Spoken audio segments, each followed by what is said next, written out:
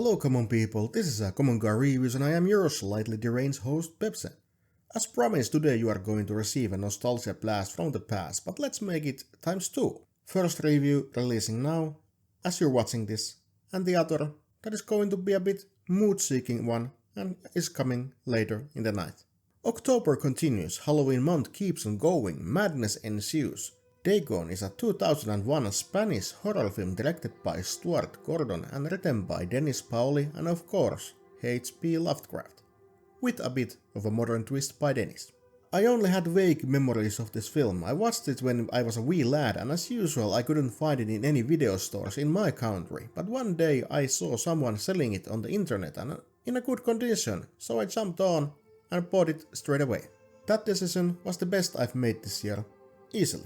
We start this movie in a boat. A man named Paul Marsh dreams about a mermaid who lures him closer to her, revealing a set of sharp teeth. He wakes up with a wicked bad stomachache. Thanks to his business instinct, he is now rich and is on vacation in Spain with his girlfriend Barbara and their friend Vicky and Howard. Paul and Barbara have an argument when bad weather hits. Sudden storm blows them to the rocks. Vicky gets pinned by her leg between a ship and the rock that impaled it, as Barbara and Paul leave with a rescue boat to the shores where a local fishing village Imboga is and try to get help. Right away we are on the way of great Lovecraftian movie, stormy sea, a wet algae covered fishing village. What more could you ask for? One thing is clear right away. The Paul is an obnoxious whiner who moans and complains in every occasion, but I think that this is due to his personality. If I guess correctly, he is a stock market investor and kind of a nerdy type, so I can give it a pass. It was just a bit annoying, but no overly so. Soon the whining stops when they meet the shady looking priest at the Church of Dagon. Like the weird symbols wasn't enough. Priest then asks local fishermen to take Paul back to the ship, as Barbara goes to wait in the hotel where she is attacked and captured. Meanwhile, Paul finds nothing, comes back ashore, finds out that Barbara is missing and his whole village is kinda screwed up in multiple ways. Comes across an angry mob who is full of weirdly behaving people. A resident of this village grunt, limp, hiss and make other sounds that humans should not make. Some have their fingers missing, tentacles growing in place. This movie truly captivates the Lovecraftian essence, where the very essence of humanity fades. Paul even meets a lone drunk, Ezekiel, the only man in Imboga. He tells him a harrowing tale how this town was once poor, and she yelled nothing for them. They tried to pray, but no avail. Then a man named Orpheus Gambarlo came to the church, telling them that he knows a god who will help. He led people to the shores, throws a weird object at the end of the rope to the sea, chanting Ia Ia, Cthulhu Fatagen. Something answered. Village was now getting more fish that they could even eat, and more cold icons of weird shape, unknown origin. Christian church was obliterated, priest killed, esoteric order of Dagon was born. First Paul does not believe him, but in very short span of time he begins to realize that Ezekiel was right, and they together try to escape. They see a current leader of town. Paul wonders what is wrong with everyone, and Ezekiel says that they all transform so they could go to sea, to Dagon. Mayor Xavier has already transformed enough, but he refuses to go as he has a duty. Paul tries to take the car but accidentally honks its horn like a clown, escapes inside of the manor where he meets Axia, a daughter of Xavier, and a striking image of the mermaid he has been dreaming about. When she reveals two giant tentacles, he flees in horror, and now begins a grueling escape from the hands of a cult and from this cursed town of Imboga. First of all, how does this movie convey the spirit of Lovecraft? Masterfully. Wet, narrow streets of Imboga with the people who limp or drag themselves around because they have transformed so much that the humanity itself has escaped them.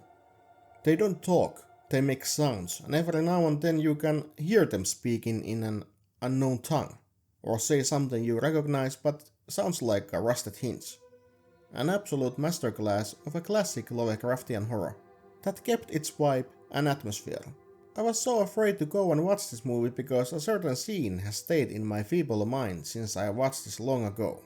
I absolutely recommend you to go and see this, but now I am going to spoil the ending in short, so before that, you know what to do.